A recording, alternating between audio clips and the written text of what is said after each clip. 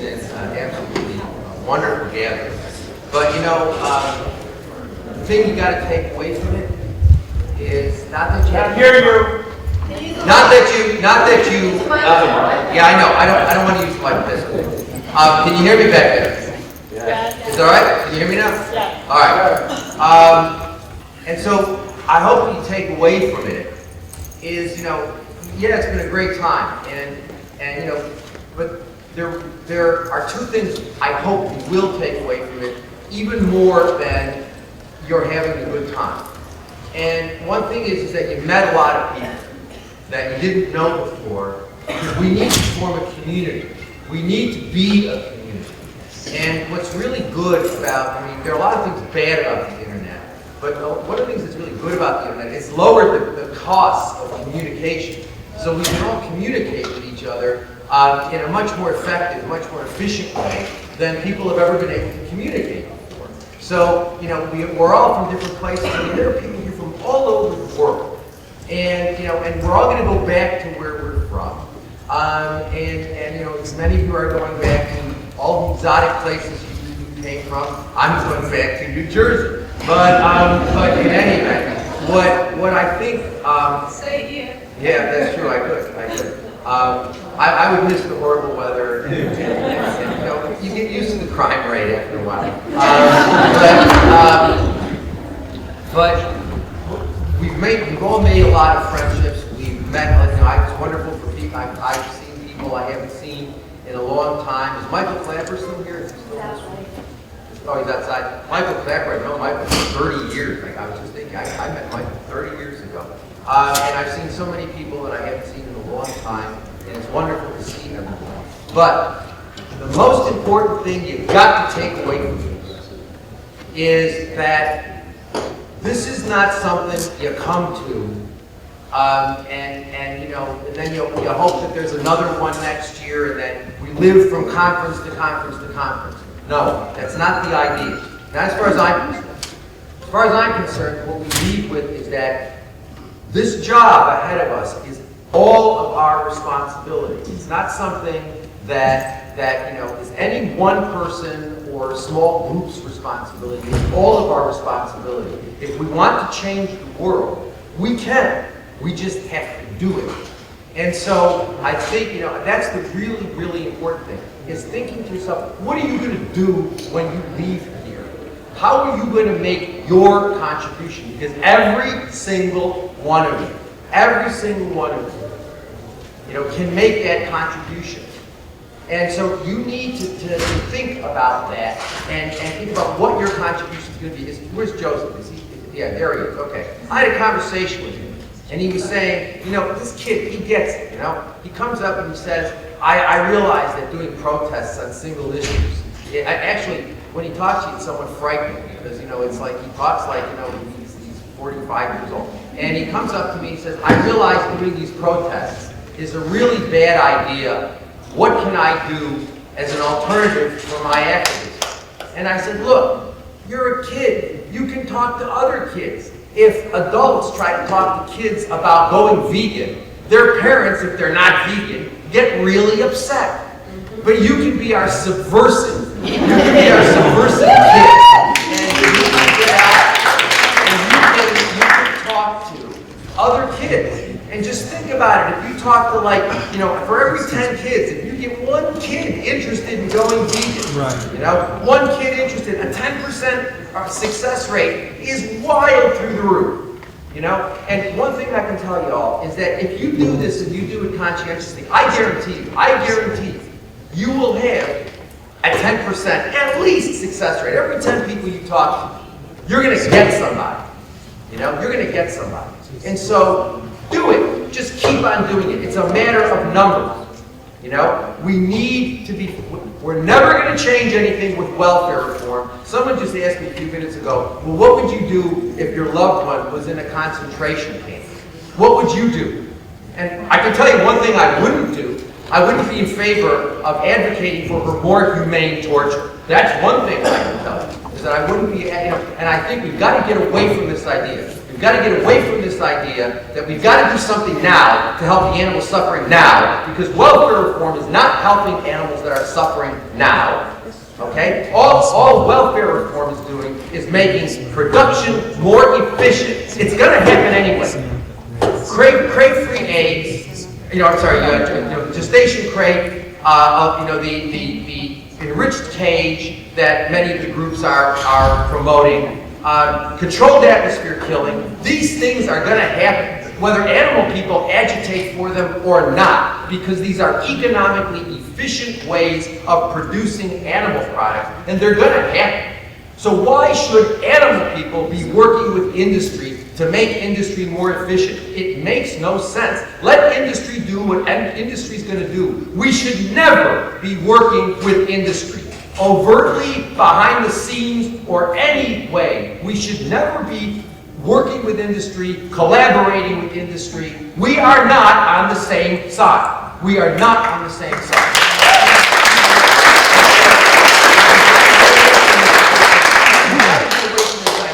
That animal activism is you're writing a check to these multi-zillion-dollar organizations that have 30 trillion people working for them.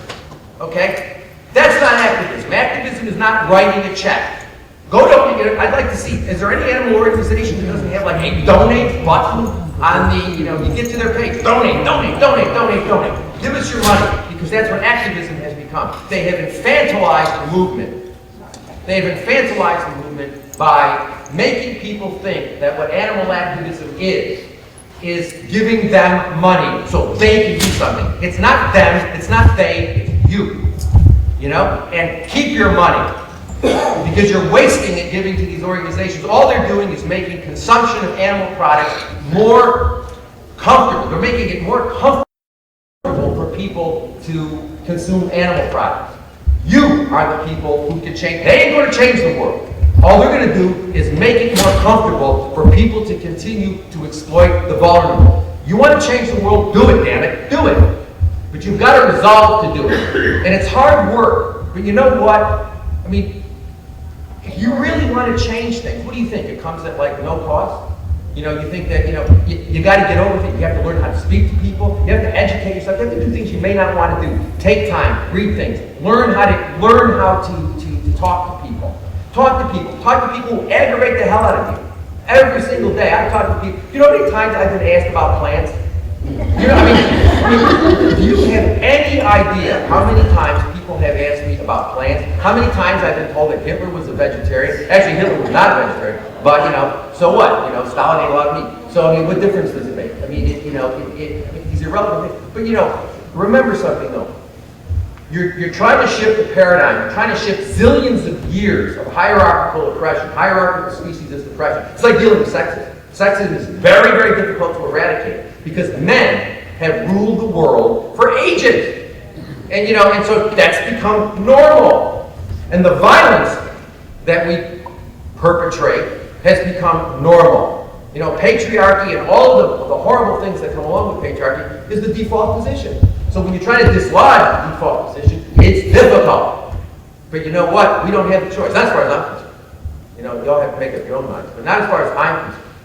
And so, you've got to decide. When you leave this thing today, you've got to decide what you want to do, what your contribution is going to be. Now, I'm going to have a couple people come up here that some of the people that I was hoping would come couldn't come. One person was in Canada and has just recently got, married a Canadian national, but he needed some document to get out of Canada. He was afraid they weren't going to let him back in if he didn't have to. He couldn't come. We had some other people who couldn't show up. But we've got a couple of people here who are just phenomenal folks who have been doing, Jeff Kurz and Sandra Cummings, who have just been doing great stuff for a long time. And look, we don't ask for donations. We don't accept them. I don't accept them. So we're just doing this ourselves. And what you can do yourself is limited only by what's your imagination. And so, we're doing stuff. We're making a grassroots movement. And I don't care who tries to stop us, it ain't going to happen. I don't care how much the big groups despise what we're doing, I don't really care. They mean nothing to me. Because we're going to do this. I'm going to do this, and and I hope you all will want to do it too, and I hope that we will all do it together. But it's a decision you have to make. It's a decision you have to make. So I'm going to ask Jeff to come up, then Sandra's going to come up, and she's going to announce a project that we're working on. Again, a grassroots project, something that we're doing. Nobody's funding it. No donate buttons. It's just something that we're doing as part of the effort that our little group is doing. And one thing I want to give you a heads up about now. This morning I made a decision that I don't know when next year we're going to do it, but we're going to do something at Rutgers next year. And it's going to be focused on abolitionism, and we're going to have teaching workshops. We're going to break people into groups, and we're going to teach people how to talk to other people, and we're going to do role playing. And we're going to have a heavy duty, and there's not going to be any entertainment. There's not going to be anything. It's going to be 3 days of hard work. I hope I will see many of you there. Okay?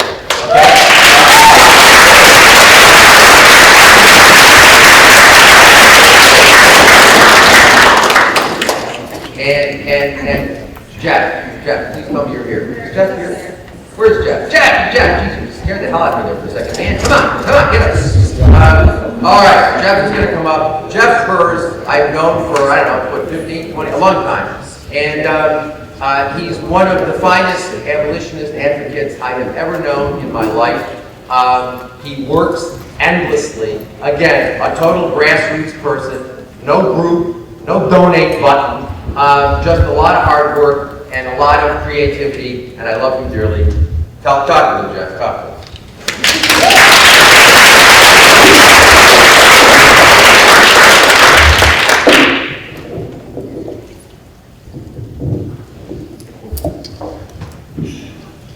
Thank you, Bob Linden and Julie Curran-Meskel and the World Vegan Summit for inviting me to speak, ask some questions, propose possible answers to other questions, and engage in productive discussions. It is a privilege to be here.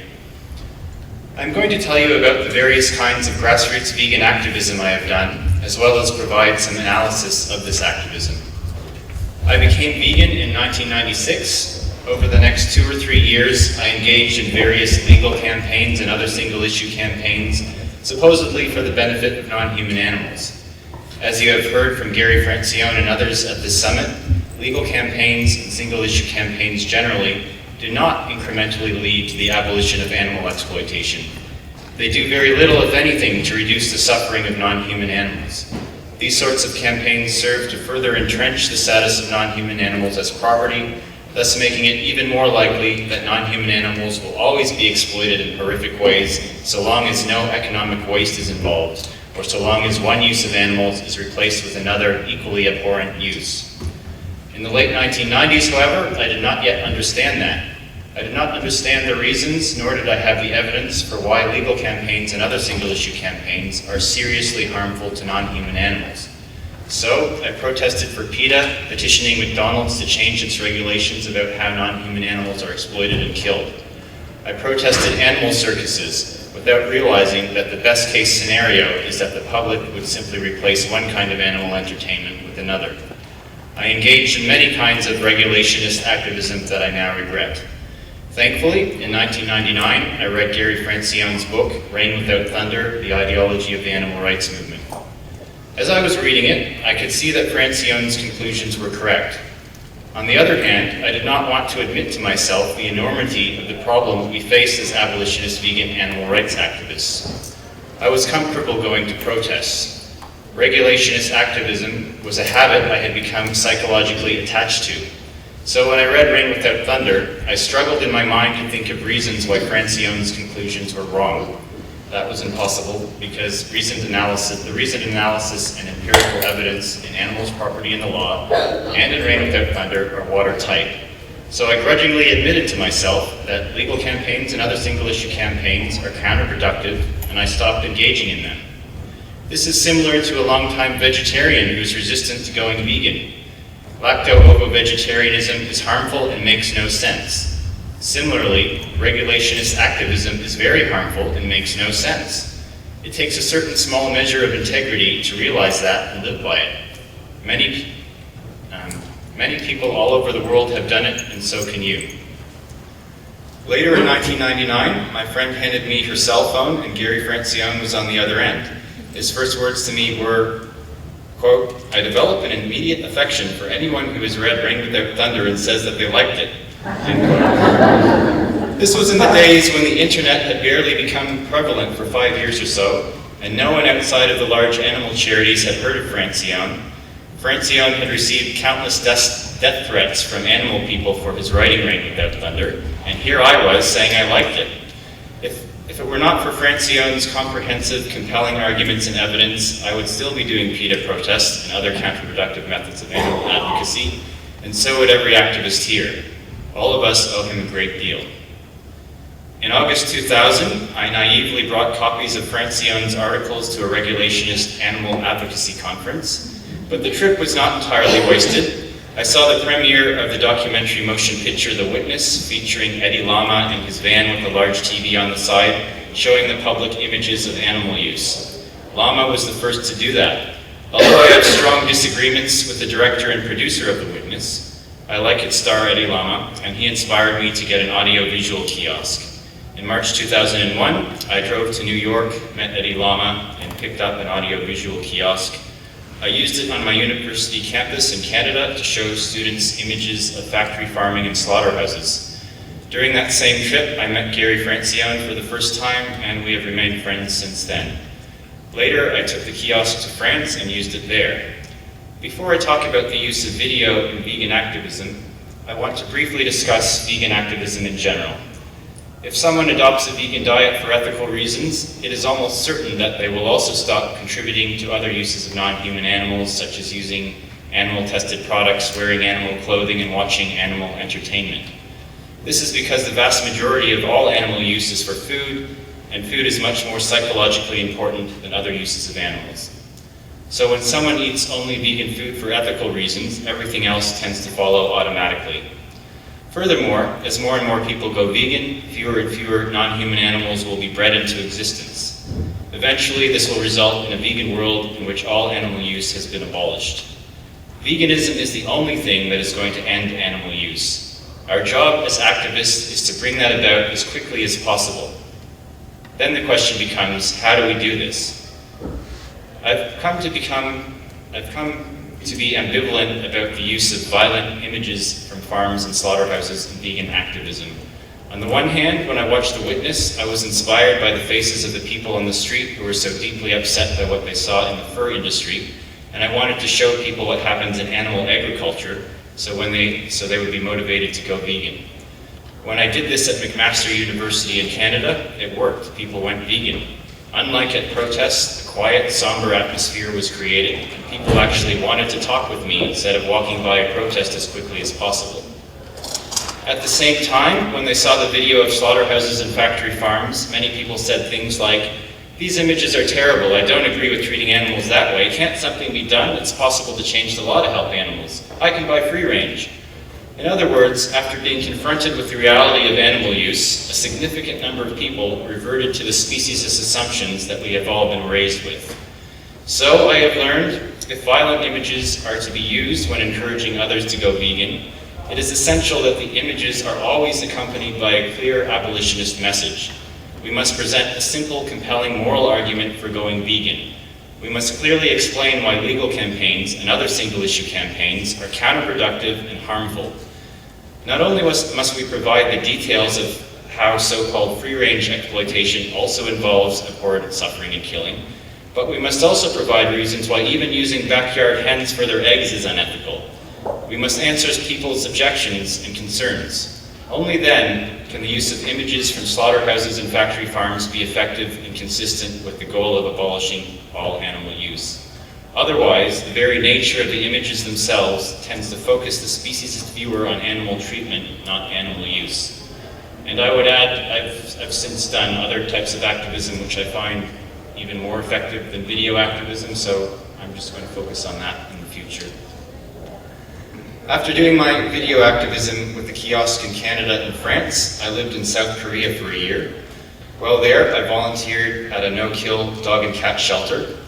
Gary Francione has long argued that we should stop breeding animals. We should stop bringing them into existence. Importantly, we should care for the ones who are already here. After Korea, I moved to Australia. I regard my work in Australia as being the most effective so far. I give away free vegan food and pamphlets from the International Vegan Association, and I encourage people to go vegan. Many years ago, the Boston Vegan Association, which is now the International Vegan Association, was giving away free lunches, vegan sandwiches. At the same time, they gave the public a clear and simple argument for going vegan and answered objections. My partner at the time was inspired by the Boston Vegan Association, so she emulated it, replacing the sandwiches with vegan cupcakes. I may be entirely wrong about this, but I believe she and I may have been the first to use cupcakes when taking vegan education to the public on the streets, or at least we inspired many abolitionist activists around the world to do the same thing. Now that I have been doing vegan advocacy on my own for several years, I have used cupcakes, vegan mock meats, notwithstanding that mock meats can be problematic, and fresh watermelon juice with ice and mint leaves. People approach my table, and the overwhelming majority of them are friendly and receptive. In a 4 or 5 or 6 hour session, a minimum of 2 people every time will tell me that they want to go vegan. My record is 16 people saying they want to go vegan within a 4-hour tabling session.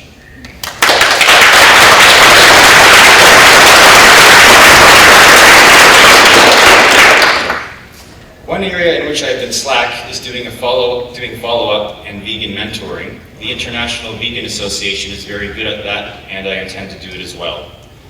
The success that I have experienced at helping people go vegan at the grassroots level is being repeated by abolitionist vegan activists all over the world. Giving away free vegan food and encouraging the public to go vegan is so easy to do that any abolitionist can do it. I don't regard myself as having any special talent at educating the public, even though I help make new vegans all the time. Anyone who has read Gary Francione and Anna Charlton's book, Eat Like You Care, can give away free food and make new vegans. I am certain that there are better vegan educators out there than I. The reason I like doing vegan education tables is the same reason I like doing the audiovisual kiosk activism. Both types of activism involve taking the abolitionist vegan message directly to the people on the street because other available media options may be less effective. Regarding the private news media, at this point in history, it is possible, although difficult, to get a clear abolitionist vegan message in a news piece, and it is guaranteed that it will be placed next to a regulationist message for so-called balance in reporting. It is easier to get an abolitionist letter to the editor printed. There will come a day, however, when it will be impossible to get any kind of abolitionist vegan message in the private media, simply because the advertisers of animal products will not allow it. For now, I still encourage people to do it because it is still possible, even if it is difficult, and even if it accounts for a small percentage of what is in the public sphere. When I say this, I'm not talking about the so-called animal welfare issues that appear in the mainstream private media from time to time. For example, when an animal charity does an expose of a factory farm, the message is always harmful, focusing on animal treatment and not animal use. The private media is happy to run stories like that because they single out the so-called bad apples and have the effect of reinforcing the acceptability of using animals generally. In stark contrast, an abolitionist vegan message is scarcely seen in the private media. There have been some notable exceptions in recent years, such as Gary Francione on CNN, Gary Steiner in the New York Times, and Victor Schoenfeld in the UK's The Guardian. Regarding Facebook, Twitter, and YouTube, thousands or hundreds of thousands or millions of people can receive an abolitionist vegan message sometimes, but that's not good enough. To the extent that the public gets their news online, most of them get it from privately owned media. This is partly thanks to cross-media advertising like radio, TV, billboards, and mainstream corporate websites. Thankfully, the FCC recently decided to uphold net neutrality. The large telecommunications companies were trying to make it so the internet would have a fast lane and a slow lane. The fast lane was going to be for the corporate-owned websites that could afford to pay more, or for individual customers who could afford to pay a lot more to access non-corporate websites. In other words, had net neutrality been abolished, only a small percentage of the public would have been able to access sites like abolitionistapproach.com and goveganradio.com. Progressive sites would not load, or downloading times would make them useless. Only thanks to a lot of pressure from many free speech activists has net neutrality been preserved for now. Even so, very few people get their news from indiemedia.org, Alternative Radio, Democracy Now!, John Pilger, Robert Fisk, Chris Hedges, etc. As an important aside, I'm celebrating that progressive journalist Chris Hedges has recently become an abolitionist vegan.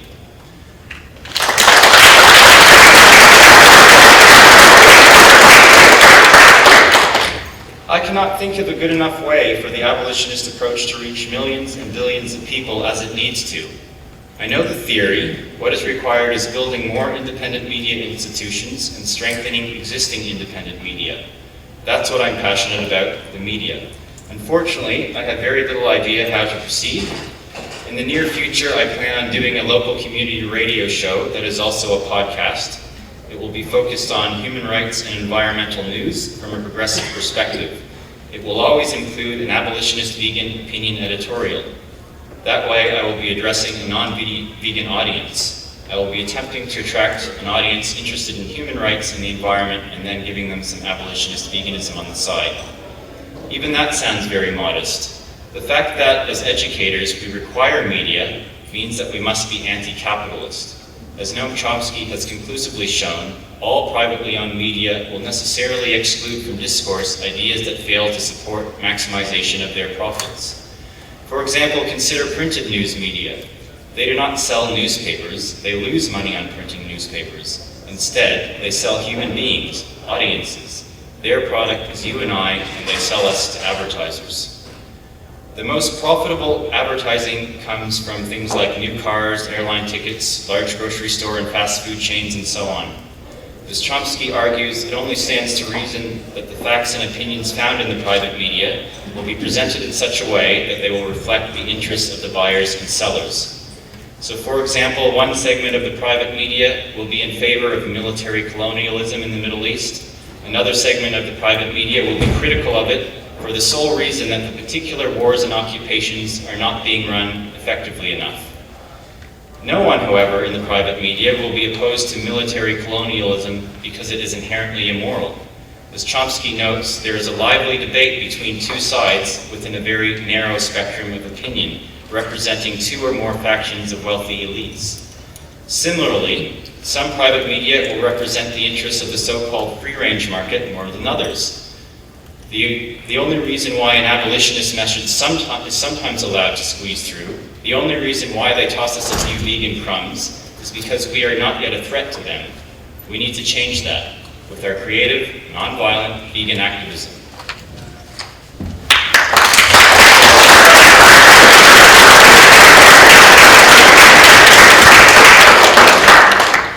One fairly good-sized crumb recently dropped in Australia.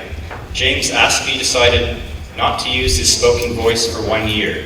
He toured Australia promoting veganism. At the end of his year of silence, he was featured on mainstream news, and he articulated an ethical vegan message that had been influenced by Francione. James Aspey is not quite abolitionist, but he's on his way, and I'm trying to help him. His example shows that the attention of the private media can be captured with stunts, although I would emphasize that media stunts should always be respectful and dignified, as James Aspey's was. Who knows what else could be done? Abolitionist graffiti, dropping small leaflets from skyscrapers, guerrilla street theater, skywriting. These are possibilities for stunts that could tap into the private media and use them, and we should use them while we still can. Is it even possible to do a respectful, dignified media stunt that has inherent meaning, an abolitionist vegan meaning, no matter how they try to spin it? Maybe that's possible, or maybe not. More important than the private media that we cannot ultimately control is the need to create more independent media institutions and strengthen existing independent media. Doing this is a form of anti-capitalist advocacy, which we are compelled to engage in if we choose to be vegan educators. Educators require a medium of communication, whether it's face-to-face or via satellite. The media are largely closed off to an abolitionist vegan message. So we must engage in this particular form of anti-capitalist advocacy and build connections with other progressive thinkers and political activists. Support worker-owned cooperatives, for example. Listen to Go Vegan Radio. Read Bob Torres's book, Making a Killing, The Political Economy of Animal Rights. Anarchists should be nonviolent and vegan. As Francione urges us, we need to increase the percentage of committed ethical vegans until we reach a critical mass. Once we achieve that, the percentage of committed ethical vegans, abolitionist vegans, could increase dramatically. Francione often cites an important study by scientists at the Rensselaer Polytechnic Institute, showing that the critical mass for an unshakable belief becoming adopted by the majority is 10%. This conclusion applies to situations in which there are no strongly opposing views. Francione has noted if 10% of the population were committed ethical vegans, the conversation would change and the public would no longer be talking about animal treatment, but would instead be talking about animal use.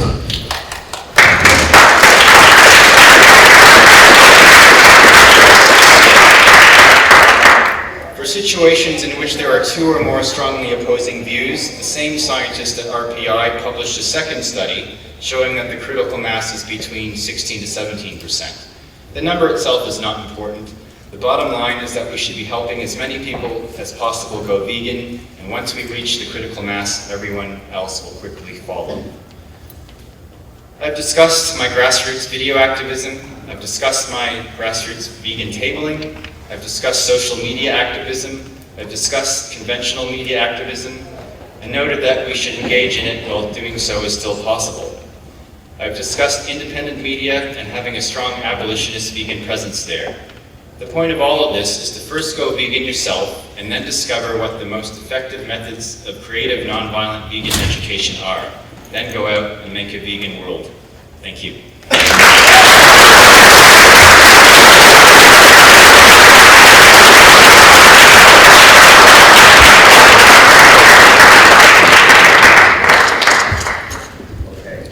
So, without a donate button, this is what he's been doing for years, and he's been responsible for making an awful lot of vegan. I wanted to mention, these pictures over here are from Eden Farm Sanctuary in Ireland. These are pictures of birds. This is happy exploitation. So this is the quote something that we're doing by supporting welfare reform. This is what we're doing. We're still torturing animals, but we're labeling it and characterizing it in ways that make it more comfortable for people to continue to exploit animals. So, we see this is happy exploitation.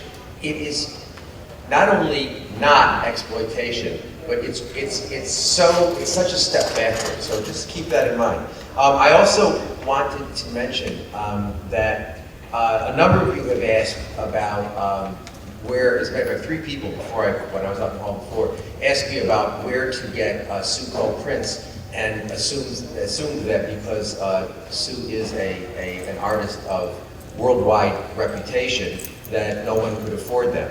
One of the things Sue has done over the years is make her art accessible to everyone.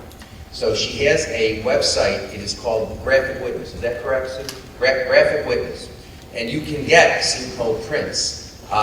Some of them are more expensive, but many of them are not expensive at all. And I can tell you from experience, having a number of them in my house, that they are, it's a great way, if you have a Sue on your wall, anybody who comes into your house who's not a vegan will invariably ask you why you have that on the wall and start talking about it with you. And the number of times we've had wonderful discussions with people who have come to our house. We've had, dinner parties with other people from the university community. And people come in, and in my house, you can't go anywhere without seeing a Sukkot, so you can't avoid them. And so there are Sukkot things all over the house, and people, it just engages people. So it's a really good way of getting people to talk about veganism and talk about animal rights. Is to have a really powerful, and I think those of you who were here yesterday, I said to Sue today, I have been in many slaughterhouses in my life. And when I was watching her presentation yesterday, it occurred to me, what hit me was, her images are more vivid of what goes on there than my recollections of what I have seen with my own eyes. It's powerful art, and I think it's an important way of educating people. Art educates people. Art can educate people in subtle but powerful ways. So, a good a good use of money, rather than throwing it down the toilet at large groups. Buy a Simcoe, put it up on your wall, and you'll be doing a great deal to educate other people.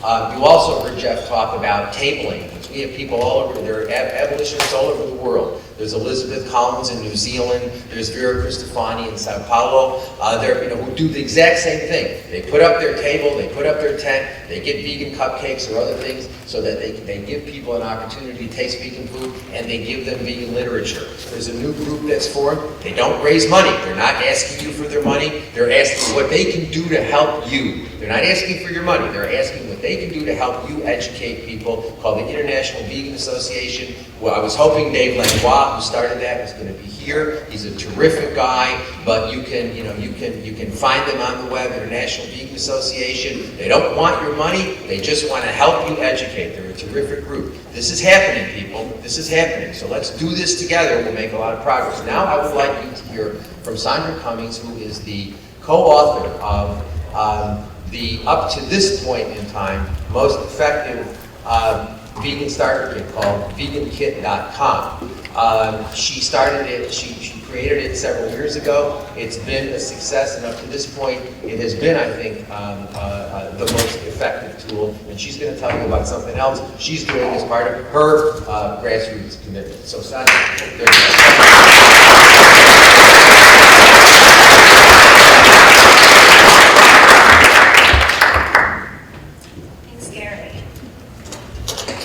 Before I begin, I just want to give another shout out to Bob Linden and his volunteers for making this happen. It's been really wonderful.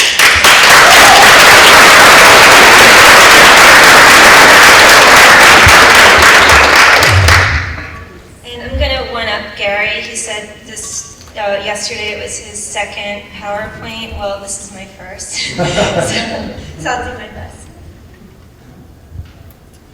As most of you know, vegan advocacy always involves answering a lot of questions. Some involve deserted islands, some involve living as lions, but there are in fact times when you get sincere, genuine questions about veganism. And these questions generally can be broken down into two categories. Why should I go vegan, and how do I go vegan? In terms of why, there's so much confusion out there from welfarists, from new welfarists, from those who focus on personal health or the environment, often minimizing or completely ignoring the immorality of using sentient beings as resources. Fortunately, Gary Francione has been working non-stop for over 30 years to answer why veganism should be the moral baseline, and has pioneered the abolitionist movement.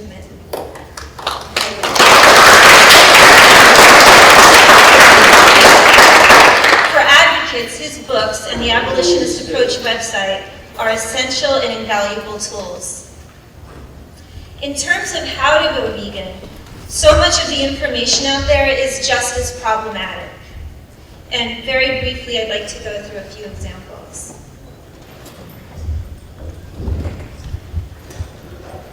So this is the homepage for Mercy for Animals Choose Veg site. Notice that the entire focus of the page is on food and rethinking your diet. And what exactly does veg mean? I still don't know what veg means. Notice the word vegan does not appear anywhere on the page.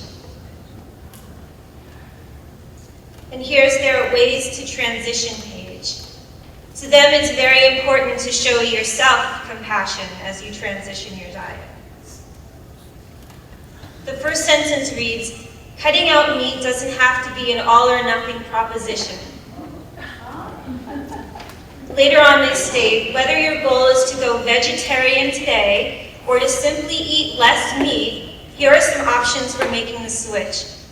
So the bottom line is they do everything to avoid the term veganism, and it certainly isn't being advocated as the moral baseline. Here they state, if you decide to cut out meat all at once, just remember none of us is perfect. If you find yourself cheating once in a while, don't beat yourself up. They completely miss that this is about justice, not dietary rules that can or can't be broken. If it's morally wrong to use, to exploit, to kill animals, then it's always wrong.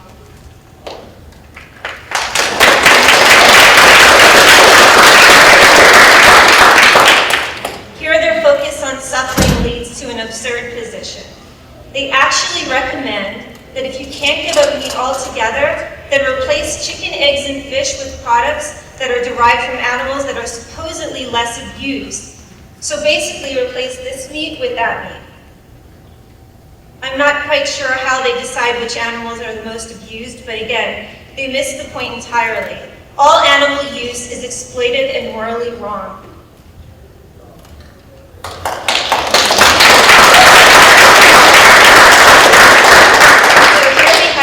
And this is their How to Go Vegan page. Now, PETA's how-to isn't ridiculous on its face, but it still focuses entirely on food. And more problematic, of course, is that it's promoted by PETA, which is a new welfarist organization. And here's just a few problematic aspects of PETA's website. So this is from their Action Center. Dogs being killed for leather need your help. What if your leather gloves were actually made of dog skin? Sadly, that may be the case, but you can help change this. Now, this is a typical single-issue campaign that allows the potential donors off the hook about their own leather, usually made from cows, and focuses on practices on the other side of the world that harm the animals that we view as companions. Or the entry below, asking us to boycott airlines that ship primates in favor of airlines that do not. No mention of the fact that all airlines serve hundreds of animal-based meals on every flight derived from so-called food animals. And then moving over to their blog, PETA was involved in the protest to ban elephants in circuses, but this blog entry ignores where the elephants will end up, as well as all of the other animals enslaved and exploited at the circuses. And as Gary mentioned yesterday, I think that they're also including camel acts now. So that's a single issue campaign for you. And on the right, how exciting, bikini-clad lettuce ladies giving the St. Patrick's Day parade a Go Green twist. And most of you know about PETA's kill just about all policy. Here they actually argue against no-kill policies in favor of peaceful death through euthanasia. Now, these kill statistics, however, are quite sobering. Last year, of 2,631 animals received, 2,324 were killed. And here's just a smattering of the so-called victories that PETA has won for the animals. The Gordon Ramsay item is especially mind-boggling. His cooking show, Master Chef, is littered with dead animals, yet PETA claims victory because they persuaded the show not to have a segment involving a chimpanzee. And notice also yet another Donate Now button, just in case you missed the yellow Donate Now button on the header of every page. There's a special larger call out for each so-called victory. And one more example. This is the vegan.com's How to Go Vegan page. It reads, when most people contemplate going vegan, their inclination of how to go about it is often exactly wrong. Given all the noise out there about journeys and baby steps, I actually agree with this statement, but that's not what they mean. To them, cutting out animal-based foods will lead us to feelings of deprivation and sacrifice. So instead, you should just crowd them out. Basically, you just try some vegan foods, then you try some more, and one day you'll wake up and find that there simply is no room in your diet for meat and dairy because they've been crowded out by all the amazing vegan food you've discovered, and poof, you are a vegan. Once again, veganism becomes nothing more than a diet rather than a moral imperative.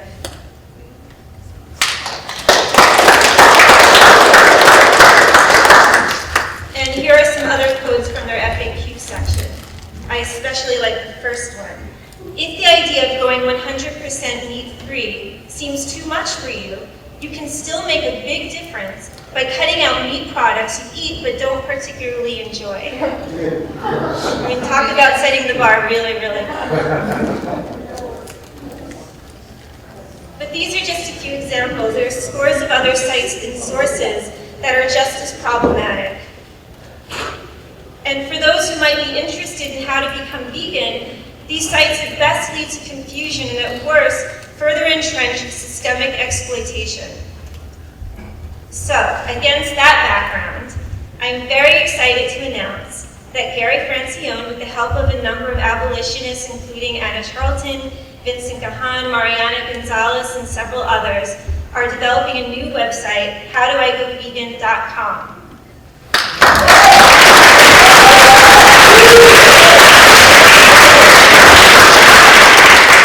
This website will provide tons of practical information about going vegan and living vegan, including hundreds of recipes, an extensive product guide, and a detailed nutrition section, but all of it will be inextricably linked with the abolitionist approach.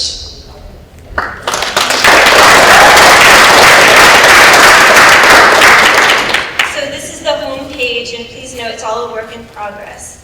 For starters, the main imagery will relate to non-human animals, not food or dietary choices. The question of how do I go vegan needs to always be connected to why I should go vegan. And of course we mean why from the abolitionist approach. In simple, clear language, we'll convey that veganism is about justice. And we'll focus on use, not treatment.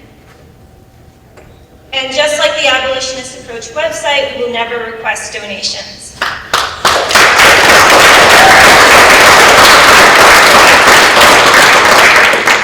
Again, connecting the how with the why, we will clearly explain the abolitionist approach. We'll reject welfarism on both moral and practical grounds. And we'll illustrate how veganism is not a diet or a lifestyle, but a matter of justice and nonviolence. Fear not, there will be some food on this website. Vincent Gahan, author of New American Vegan, is providing over 150 recipes to start, with many to follow. And by the way, Vincent's also our talented web designer, and he's doing all the work to actually build out the site.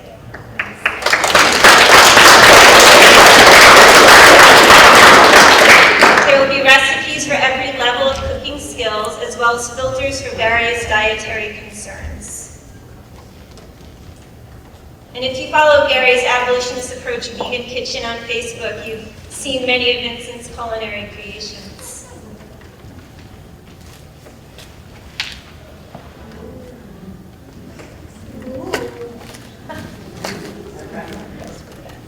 So one of the great things about the site, of course, is that it truly will be Gary's site, and he's certainly no stranger to frequently asked questions. A lot of it will be drawn from his latest book that he co-authored with Anna Charlton, Eat Like You Care.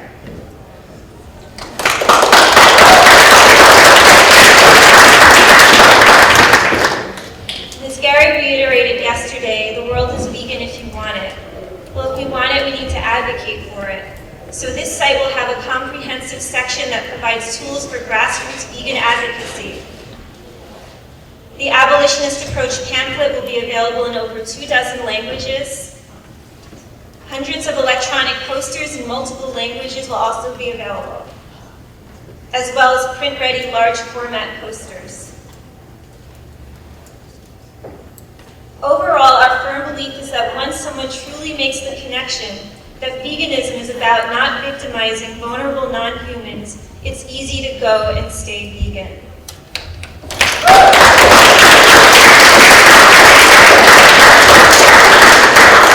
be on the lookout for our launch in the very near future, and thank you.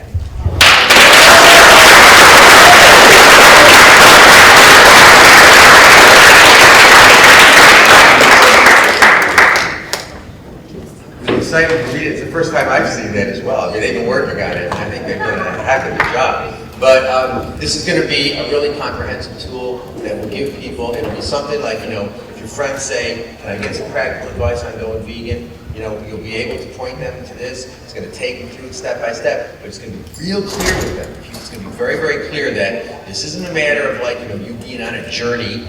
This isn't a matter of you taking baby steps. This is a matter of if you take, look, you're either a vegan or you're participating in animal exploitation. There is no third choice. There really is no third choice.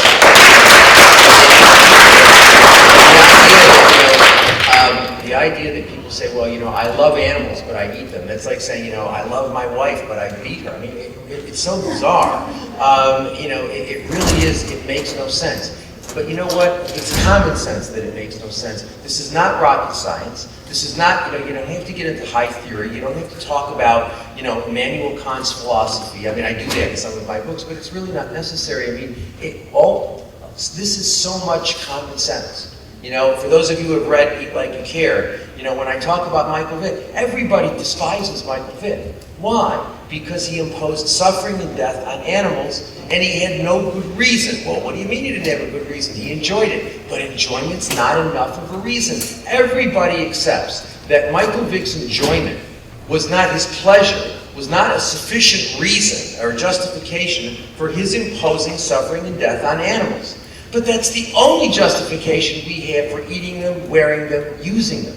So those of us who are committed, those of us who reject, if you have a friend who's not a vegan, who objects to what Michael Vick did, that person can be a vegan. You just need to get them. They already believe everything they need to believe to become a vegan. So this is not a hard sell. They already accept it. They just haven't followed it through to its logical conclusion. And that's what you're there for, to help them get to the logical conclusion. So this is another tool for you. All of this is available for you for free. We have the abolitionist approach pamphlet, which is now in 26 languages. We've had, again, this is the abolitionist community. We have people all over the place who are translating things, who are making things available in their languages. And so, I met somebody here, I met two people here at this conference, and they want to do Eat Like You Care in Hungarian. Eat Like You Care is already in like 7 or 8 languages. We're going to have it now in Hungarian. So, and again, nobody's getting paid to do this. No one's getting paid to do this. This is the power of grassroots advocacy and passion. Okay? If you have passion for this, if it is meaningful to you, money is irrelevant. You don't want money. You don't care about it. What's important is that you do what your heart tells you to do.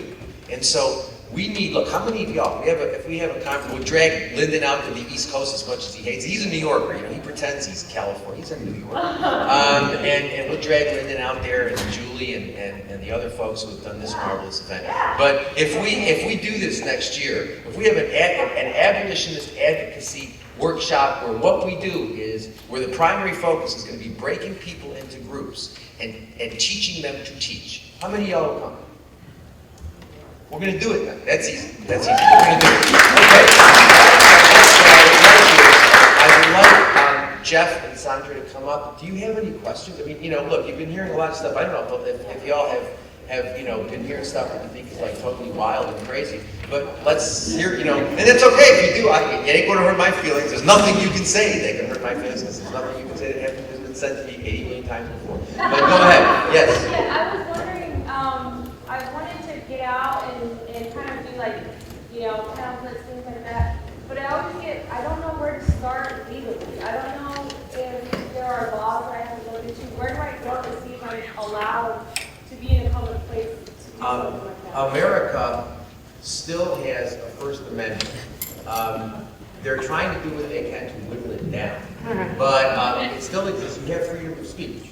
So now, they can impose reasonable time, place, and manner restrictions on you. So you can't decide that you put a leaflet, in the middle of 7th Avenue in New York City at rush hour, because that would impede traffic.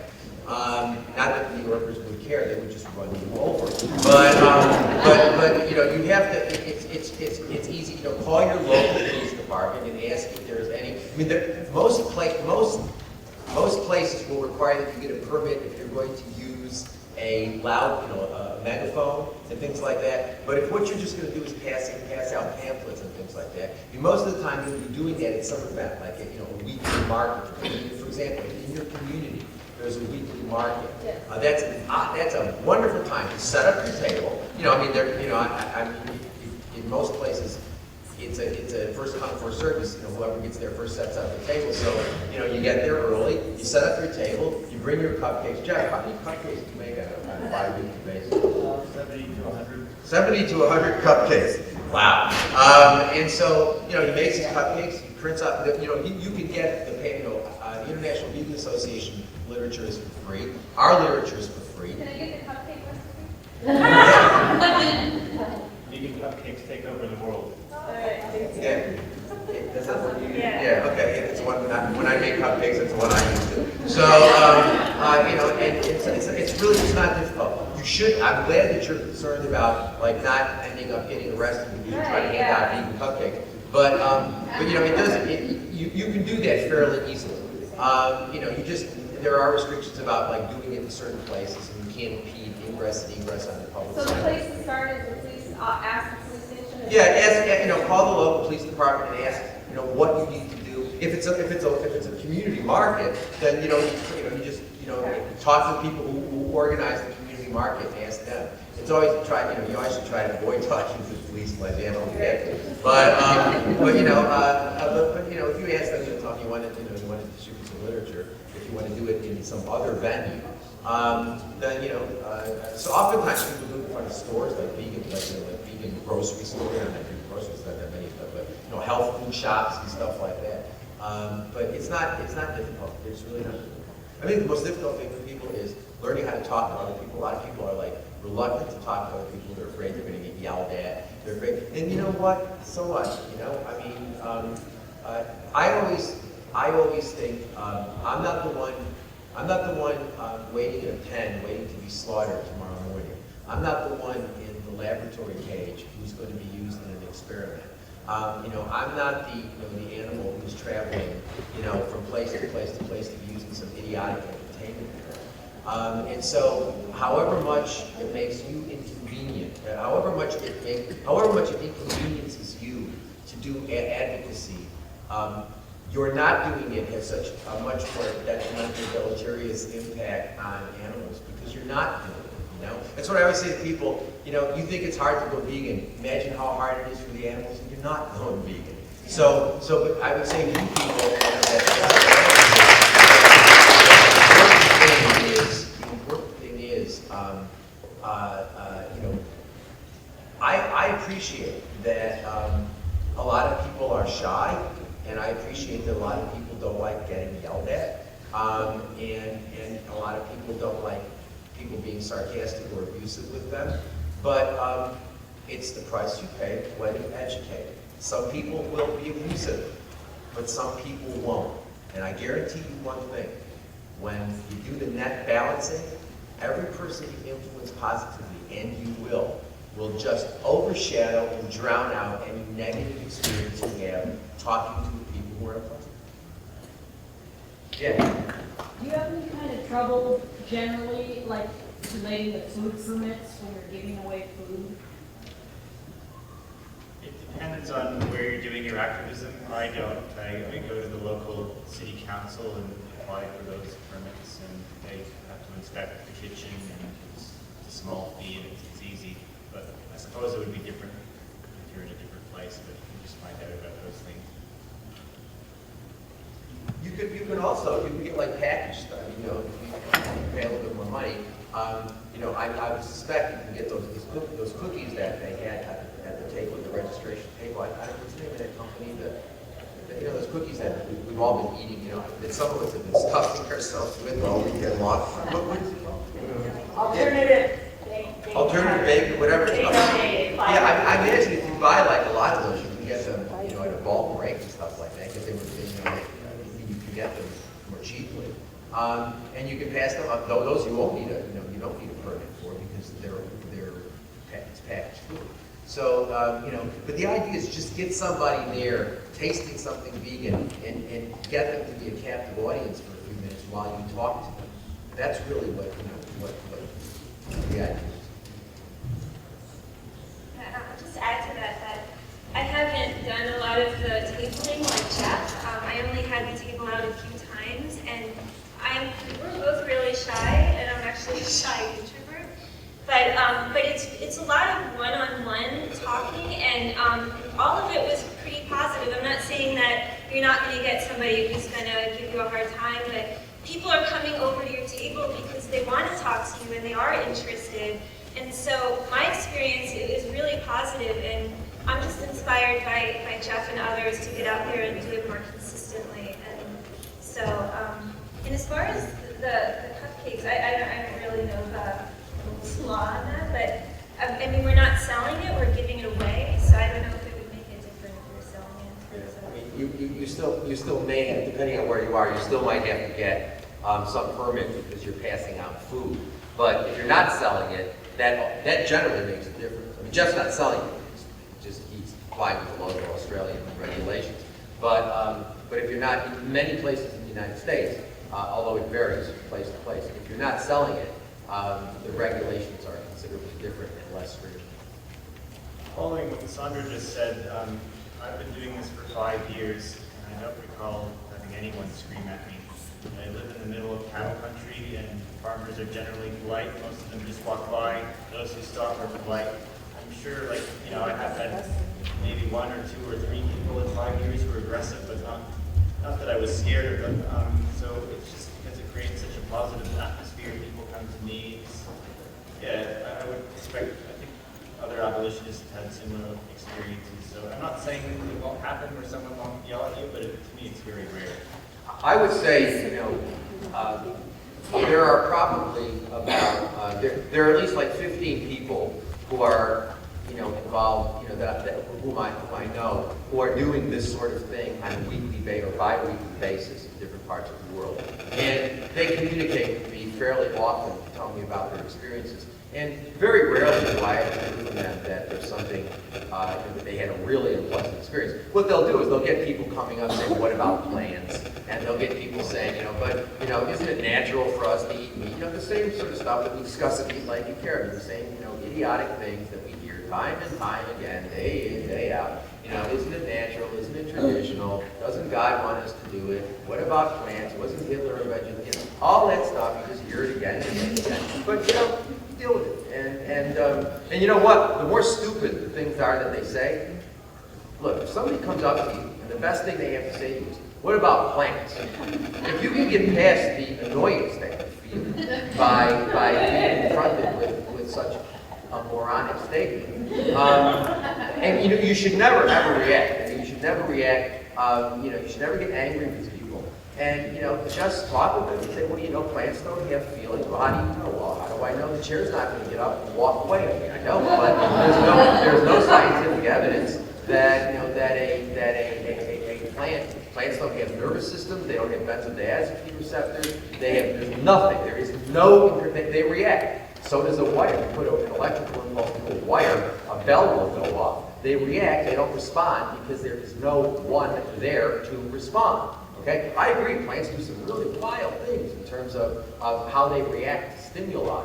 But, you know, and they're alive, no doubt about that. But the issue is not whether they're alive. Amoeba are alive. The issue is, are they sentient? Are they subjectively aware? Do they have interests? That is, do they have preferences, desires, or wants? And there's absolutely no scientific evidence that plants have, that there's any one there, that plants are sentient. As a matter of fact, there have been 2 books written recently on plant science. I debated the author of one of them for Columbia University, and I asked him, do you maintain that plants are sentient? And after he hemmed and hawed and hemmed and hawed, he said, well, no, they're not sentient. Well, of course they're not sentient. You know, that they have complex response systems, but they're not sentient. And you know, since it takes between 6 and 12 pounds of plant protein to produce 1 pound of flesh, if you really think that plants are sentient, then you're still obligated to consume them directly. Rather, you know, if you eat a half a pound of plants or a quarter of a pound of plants, you're still eating many fewer plants than if you eat a pound of steak, where you've now consumed 16 pounds of plants. So if all of a sudden you are going to get into plants' rights, you're still obligated to be a vegan. There's no doubt about it. But you know, but the more idiotic the things are that people say to you, the more it is the case that they're grasping at the last straws of their speciesism. And so what's really important is that, you know, don't get upset with people, just discuss it with them. Show them that their position is not sustainable. And just keep getting them back to the core ideas. Do you have a dog? Yeah. Do you love your dog? Of course I do. Then what's the difference between the animal you love and the one you stick a fork into? And the answer is, there ain't no difference. You know, and you just need to focus people on the 4 ideas, which are really quite simple. Any other question? Yes? My name's Katie, I work at PETA. Have any questions, please come to me. But I have a question, because I've done grassroots work for animals for about 10 years. And I've come to the point where I believe in spending time on vegan advocacy campaigns, which is a big part of my outside of work stuff, but also single issue campaigns, because I see them as a gateway. I think that as we've been talking about, all of the messaging that we see is about animals being used and being that normalized. That when we talk about veganism, a lot of people still shut off. You know, I can say that this chicken is just like your dog at home. I can tell a story from when I used to work at a farm animal sanctuary, and they still just glaze over. And I wonder if you guys have any thoughts on the idea of using these as gateway campaigns, because once you say, yes, it's not okay to feed an elephant, yes, we can't confine animals for entertainment, or yes, we shouldn't test on them for cosmetics, I think that it opens the door to say yes when you accept the easy yeses for meat and for animals in factory farms. I'm just curious to know where you guys stand on that, because I have seen it as an effective tool in the thousands of hours of outreach that I've done. Well, thank you for that question.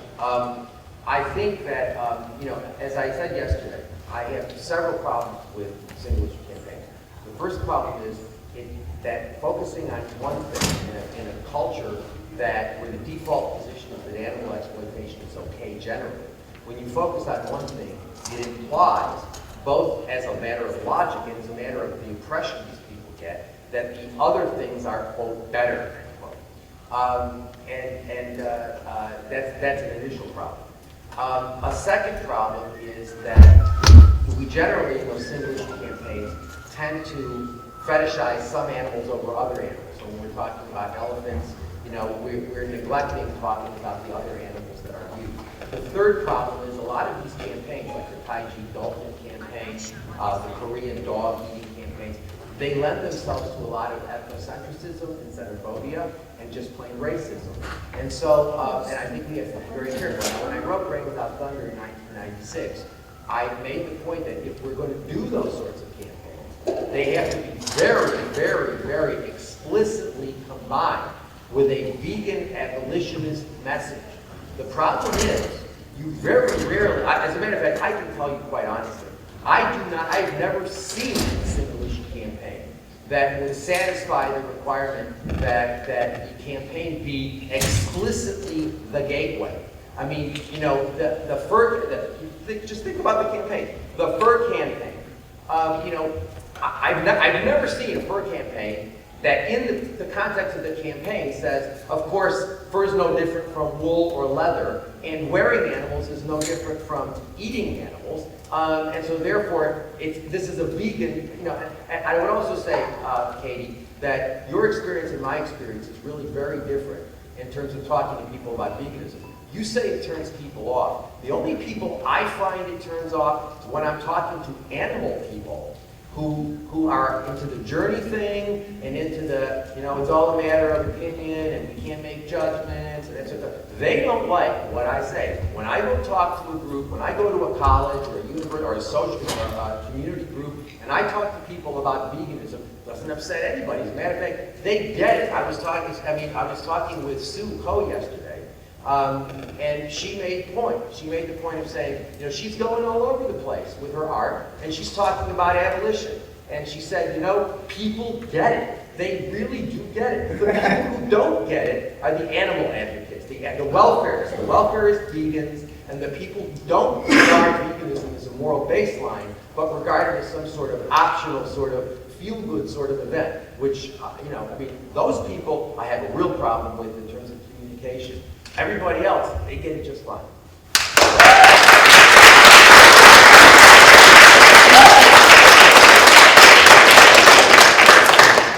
I'd like to add that activists are unusual, unfortunately. I've known activists who have gone vegan supposedly as a result of being in touch with a single issue campaign, being exposed to one. But for the vast majority of the public who will never become activists, they don't. They just think it's wrong to wear fur, or we should stop whaling, but that's all they'll think about, and they won't go vegan. But we can sort of get a false picture if we're only surrounded by other activists. Oh, I went vegan because of the Ban Live Export campaign. Well, great, that's very unusual, but it doesn't reflect what happens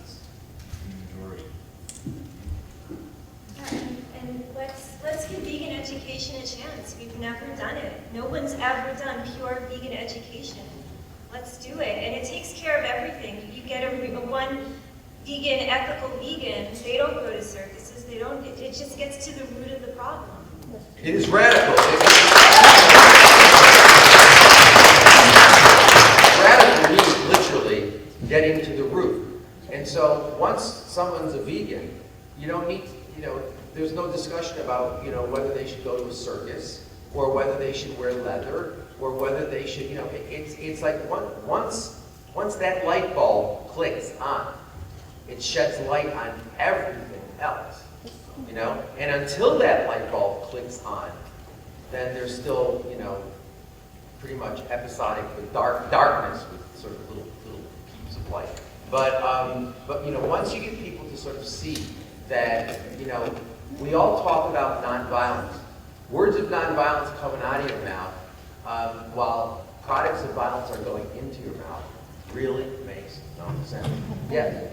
What do you have to say about argument about keeping like a zoo and conservation and aquarium and using it as education and conservation, I guess, of the land? Well, in the early part of the 20th century, the Chicago Zoo had indigenous people from New Guinea in cages to educate people. Now, we would all agree that that's not, I didn't serve an educational purpose. Well, I suppose so, but we would all say whatever educational purpose was served was outweighed dramatically by the violation of human rights, right?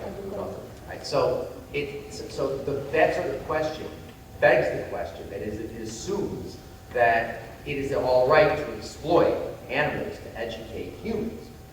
Once you say that, well, animals have rights not to be treated as property, they have a right not to be treated exclusively as means to human ends, they have a right not to be treated as commodities, then to say, well, but what about the idea that we should be able to use animals to educate people? Well, then, once you accept that they are non-human persons, the question becomes as objectionable, or the idea becomes as objectionable as using people from Papua New Guinea, using people from New Guinea and putting them in cages so that we can educate people in Chicago about what people from New Guinea look like.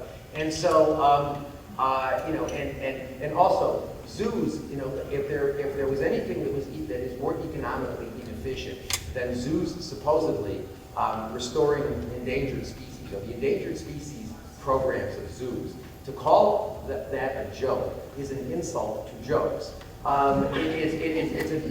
It's horribly ineffective. It's very expensive.